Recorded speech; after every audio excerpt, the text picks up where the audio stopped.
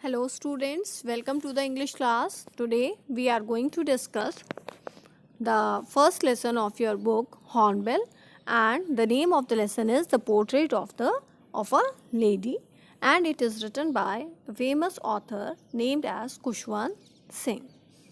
So students, this story is related to the author's life himself, where he has discussed about his grandmother, means how he was attached with her. So let us see. People said that she had once been young and pretty and had even had a husband, but that was hard to believe. So the author says that since from his childhood he had seen his grandmother that she was old, and people used to say that once she was young and definitely she would be, but it was very difficult to believe for the author that once she had a husband and she was beautiful, young and pretty, because he has seen her in that manner only. So my grandmother, like everybody's grandmother, was an old woman. She had been old and wrinkled for the 20 years that I had known her. So here author is saying that my grandmother was also, whenever we just listen to the word grandmother, kind of means an old lady's image comes in our mind. So in the similar manner, author's grandmother was also an old woman. She had wrinkles on her face, she was old, and for 20 years author has seen her in this uh, stage only. Okay, my grandfather's portrait hung above the mantelpiece in the drawing room. He wore a big turban and loose fitting clothes. His long white beard covered the best part of his chest, and he looked at least 100 years ago. So author hasn't seen his grandfather, so he had only seen the portrait of his grandfather. So he just says that his grandfather was quite old in the portrait and he had worn loose fitting clothes.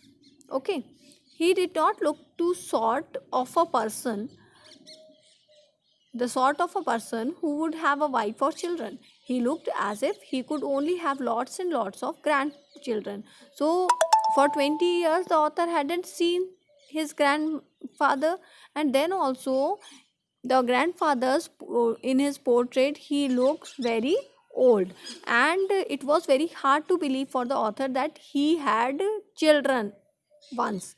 His grandfather looks like as if he had many grandchildren. Okay, as for my grandmother, being young and pretty, and the thought was almost revolting. She often told us of the games she used to play as a child. And the author says that my grandmother was once young and pretty, and that was very difficult for me to believe. Okay, because I have seen her only in the old stage of life. Okay, and she used to discuss the types of games she used to play in her childhood.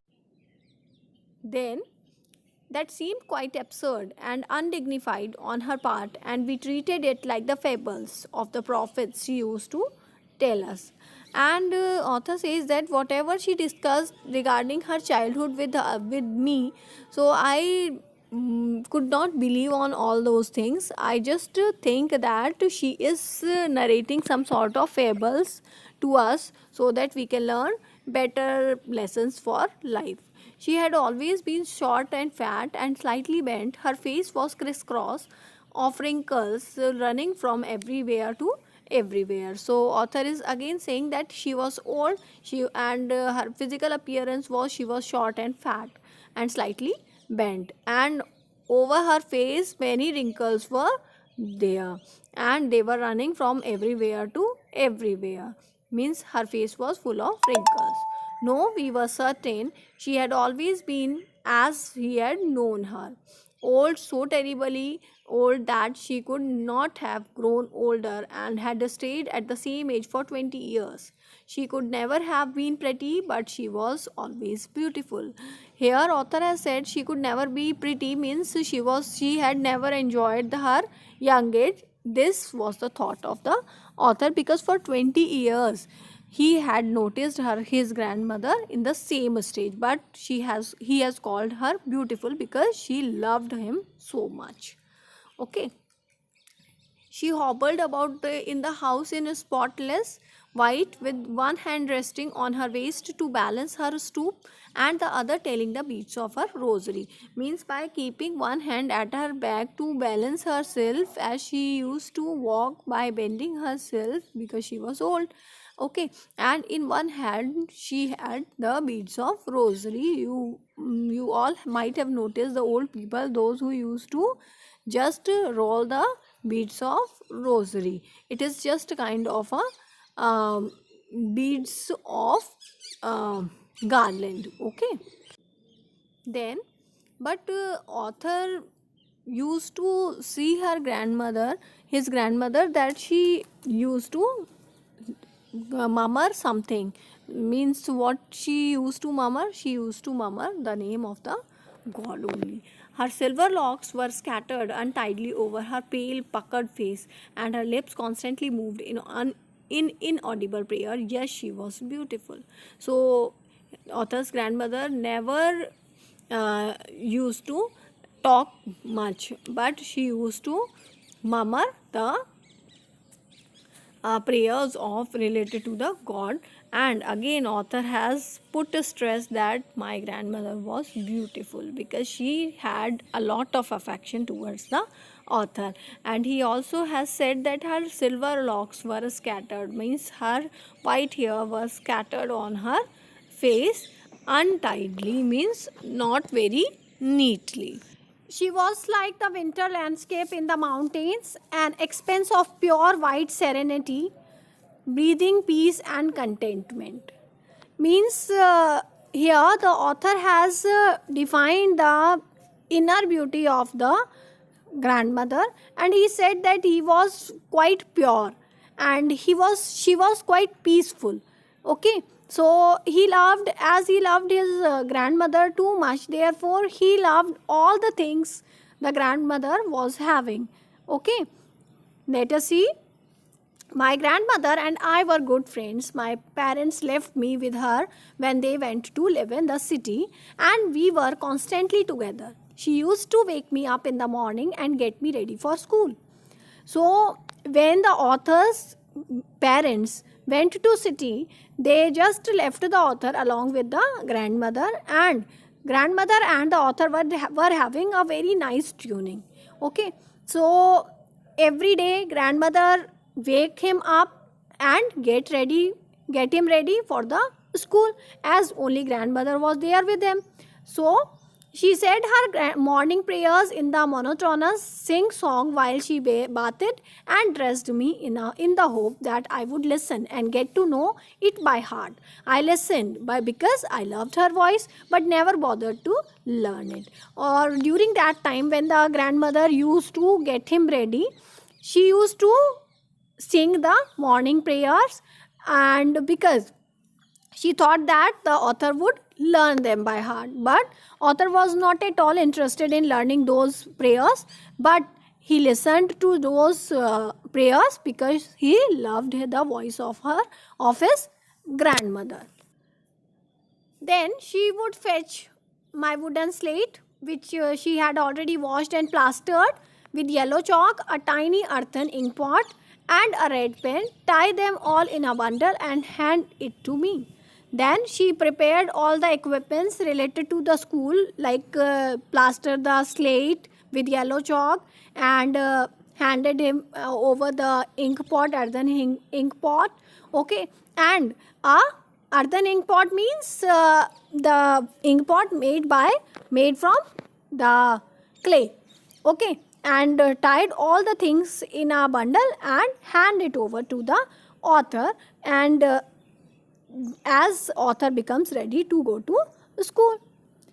After a breakfast of a thick stale chapati with a little butter and sugar spread on it, we went to school. She carried several stale chapatis with her for the village dogs. So after having the breakfast, what was the breakfast of the author in the village? A stale chapati. Stale chapati means the chapati which is being made a day earlier. So what the grandmother used to do, she just spread some butter and sugar over it and gave it to the author as breakfast. Then both grandmother and author moves towards the school, and along with that, grandmother carried several stale chapatis with her to give them to the street dogs. My grandmother always went to school with me because the school was attached to the temple. The priest taught us the alphabet and morning prayers. So, in the village, grandmother always went to the school along with the author because the school was at the temple only. There, the priest used to teach the author the alphabets and morning prayers. While the children sat in rows on either side of the veranda, singing the alphabet or the prayers in the chorus, my grandmother sat inside reading the scriptures. So while all the children who came to learn in the temple, so they all learn the alphabet, they sing in the chorus, sing the prayers in chorus, means together. At that time, the author's grandmother sat inside the temple and read the scriptures, means the sacred writings of the religion. When we had both finished, we would walk back together. This time, the village dogs would meet us at the temple door. When after the school gets over, both grandmother and the author came together back towards the house, and at that time, the street dogs were standing at the temple door. They followed us to our home, growling and fighting with each other for the chapatis we threw them. So the dogs move along with the grandmother and the author, as the grandmother used to throw the chapatis to them. So they just grab the chapatis and fight with each other for those chapatis. When my parents were comfortably settled in the city, they sent for us. That was a turning point in our friendship. Although we shared the same room, my grandmother no longer came to school with me. I used to go to an English school in a motor bus. So, when the parents of the author got settled in the city very nicely, comfortably, then they called both of them to the city, means the grandmother and the author. And their other family members were also there. Therefore, the author has called that was the turning point of their friendship. Although both of them, means grandmother and author, shared the same room, then also the grandmother could not go along with the author to the school, as the author used to go to the school. In the city, all the children used to go to school through buses and all. So, author also goes to school in a bus. There were no dogs in the streets, and she took to feeding sparrows in the courtyard of our city house. So there were no dogs in the city streets. Therefore, what the grandmother used to do, she used to feed the sparrows in the veranda, in the courtyard of their city house. As the years rolled by, we saw less of each other. For some time, she continued to wake me up and get me ready for school. Means at the time passes, the author began busy in his studies, and both the grandmother and author could not see each other for a very long time. Okay, means they saw very less each other. Then for some time, the grandmother keep on doing the same routine, means she just wake the author up and make him ready for the school, but this could not be possible for a longer time. Then when I came back, she would ask me what the teacher had taught me. I would tell her English words and little things of Western science and learning, the law of gravity, Archimedes' principle, the world being round, etc. So when in the city school, when he came back to the home after the school gets over, he just share the things with the grandmother when she asked that what is being taught at the school. So he just told the grandmother that do you know that the earth is round? Do you know the Archimedes principle and the law of gravity which Newton has invented? So, and about Western science and some of the English words he discussed with the grandmother. And grandmother This made her unhappy. Okay, and she could not help me with my lessons, and as everything was in English, therefore grandmother could not help author in his lessons. She did not believe in the things they taught at the English school. Okay, therefore the grandmother did not believe on the things which are being taught in the English schools, and was distressed that there was no teaching about God and the scripture. So all these things made her unhappy, as she didn't believe on the things which are being taught in the English schools, and she became unhappy as nothing like God is being taught in the English school. And once, when the author one day he announced that we were being given music lessons, she was very disturbed. To her, music had lewd associations. It was the monopoly of heralds and beggars and not meant for gentlefolk. So here, when the author one day told the grandmother that they were being given the music lessons, so after listening to this also, grandmother became very disappointed, and because according to her, the music is not meant for the general public or the renowned personalities, but it is meant for the beggars and heralds only. Means it is not meant for the respectful people. She said nothing, but her silence meant disapproval. She rarely talked to me after that. And when she heard all this, she didn't say anything to the author regarding music and all. But this was her feeling regarding music. This author knew, because he has lived with his grandmother for a very long time. And after that thing, she rarely talked to the author regarding his studies and all. When I went up to university, I was given a room of my own. The common link of friendship was snapped. So, when the author went to university, a separate room was given to him for his studies, and therefore, the common link of friendship was broken, we can say, and very rarely they meet each other. My grandmother accepted her seclusion with resignation. Means grandmother of the author accepted that loneliness, and she just remained separated, alone, without any objection, without any complaint from the author. She rarely left her spinning wheel to talk to anyone, and she just kept herself busy in the spinning wheel, and very less she talked to other people of the family. Always she remained busy with the spinning wheel. From sunrise to sunset, she sat by her wheel, spinning and reciting prayers. Only in the afternoons, she relaxed for a while to feed the sparrows. As I've told you that she remained busy with the spinning wheel. From sunrise means from the morning till evening, she used to remain busy with the spinning wheel. Only during the afternoon hours, she just spent with the sparrows to give them crumbs of bread.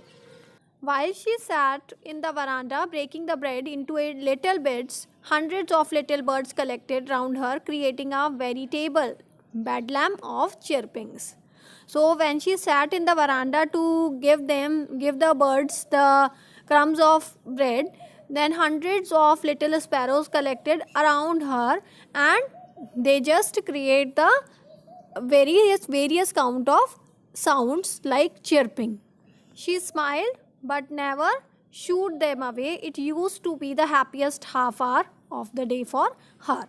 She always smiled by listening to their chirping and all, and that half an hour of the day remains the most happiest time for the grandmother. When I decided to go to abroad for further studies, I was sure my grandmother would be upset. I would be away for 5 years, and at her age, no one could never tell.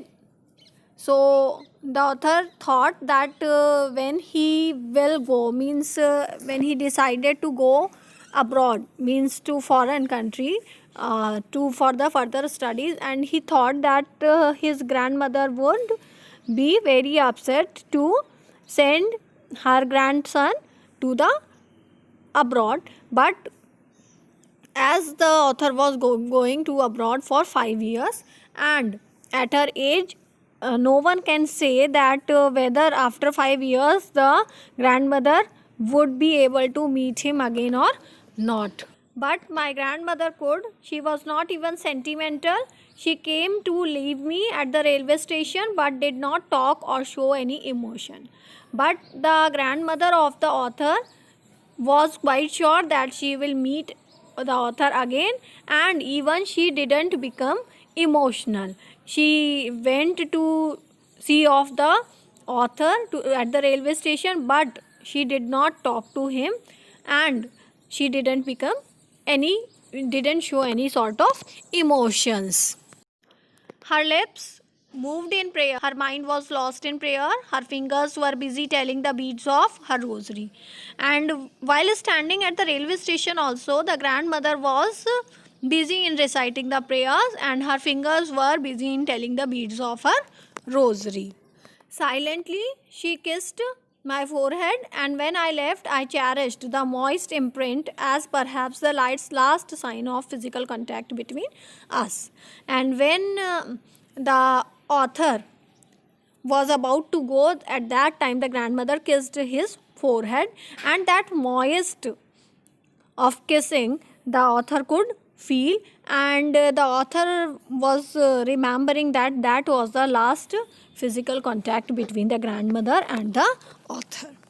But that was not so. After 5 years, I came back home and was met by her at the station. She did not look a day older. She still had no time for words, and while she clasped me in her arms, I could hear her reciting her prayers. And after 5 years, when the author returned back to the country, and at that time also he just observed that grandmother was there to receive him, and at that time also she was looking as it is, means if not a difference of a single day, age difference was not looking towards him. And one more thing, when the grandmother hugged the author, at that time also the author could hear the reciting of the prayers. Even on the first day of my arrival, her happiest moments were with her sparrows, whom she fed longer and with frivolous rebukes. So the day when the author arrived, at that time also in the afternoon, the grandmother fed the sparrows with the crumbs of bread, and that day she took some more time, means longer time, and she rebukes. Frivolous rebukes means here the loving threat, loving anger. Okay, and that the grandmother showed towards the sparrows. In the evening, a change came over her. She did not pray. She collected the women of the neighborhood, got an old drum, and started to sing. And during the afternoon, she spent with the sparrows. And in the evening, a change came over her. And that evening, she did not pray. She collected the women of her neighborhood and brought an old drum and started to sing. For several hours, she thumped the sagging skins of the dilapidated drum and sang of the homecoming of warriors. So for many hours, she just keep on beating the drum and sang the songs of homecoming warriors. We had to persuade her to stop to avoid overstraining. That was the first time since I had known her that she did not pray. And all the family members had to stop her because she could have tired. And that was the first time the author had seen her that she hadn't prayed. The next morning, she was taken ill. It was a mild fever, and the doctor told us that it would go. But my grandmother thought differently. She told us that her end was near. And due to overexertion, the grandmother got ill next morning, and she got fever. And when the author called the doctor said that it's a mild fever and it will go. But the grandmother thought differently, and she just declared that her end was near. She said that since only a few hours before the close of the last chapter of her life she had omitted to pray, she was not going to waste any more time talking to us. As the author has told us that a day before, when she overtired herself by singing the songs of homecoming warriors, the grandmother just said that as her end was near, and yesterday in the evening I didn't pray the god, and therefore considering the end, she won't waste a single minute now. And she didn't talk, she just stopped talking to everyone and continued to pray to the god. Protested, but she ignored our protests. She lay peacefully in bed praying and telling her beads.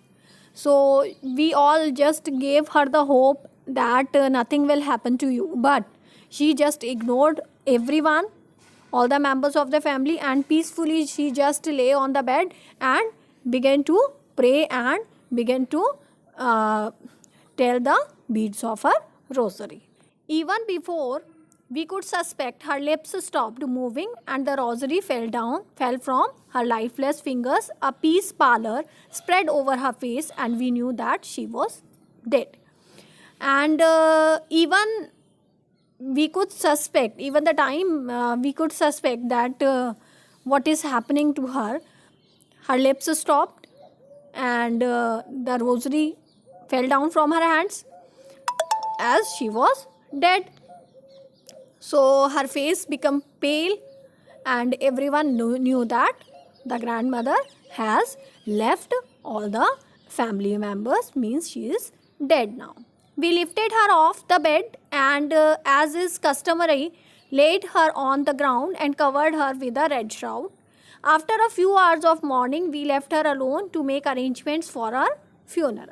So, author and all, they just lifted the grandmother off the bed, and as this was the tradition, and laid her on the ground and covered her with the red shroud, red piece of cloth.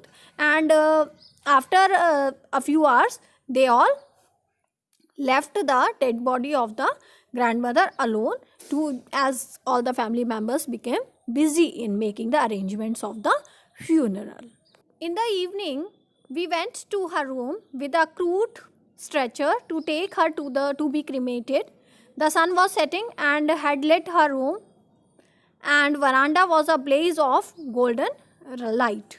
So in the evening, when author along with his family members went into the room of grandmother, they all to take her to the cremation ground, and at that time the sun was about to set, therefore the light of setting sun was lighting the room and the veranda with a golden light. We stopped halfway in the courtyard, all over the veranda and in her room, right up to where she lay dead and stiff wrapped in the red shroud. Thousands of sparrows sat scattered on the floor. So all the family members, before entering in the room of the grandmother, they just stopped, and what they see, they all saw that where the grandmother was lying, thousands of sparrows were collected there on the floor. There was no chirping. We felt sorry for the birds, and my mother fetched some bread for them. So we all thought that these sparrows have came for the crumbs of bread, and today the grandmother is not there. Who is going to give them the bread of crumbs? They all felt sorry for those birds, but author's mother gave them the crumbs of bread. But you just see what happened. Did the sparrows eat those crumbs of bread or not? So this is just the feeling of the sparrows. You just see, she broke it into little crumbs the way my grandmother used to and threw it to them. The sparrows took no notice of the bread. When we carried my grandmother's corpse off, they flew away quietly. Next morning, the sweeper swept the breadcrumbs into the dustbin. So the mother of the author also broke the bread into the little crumbs just like the grandmother. But at that time, means on that day, the birds did not even notice the crumbs of the bread, and they just flew away at the time when the grandmother's crops was taken towards the cremation ground. And next morning, means those breadcrumbs remain lying there only, and next morning the sweeper only swept those breadcrumbs and put them down into the dustbin. So this is all the feelings of the sparrows, means even the creatures also can feel the sadness of the atmosphere. So students, this is all the story, the portrait of the lady. I hope you all have enjoyed it, and I would just request you to read it once more from the book so that each and everything you will get to know. Thank you.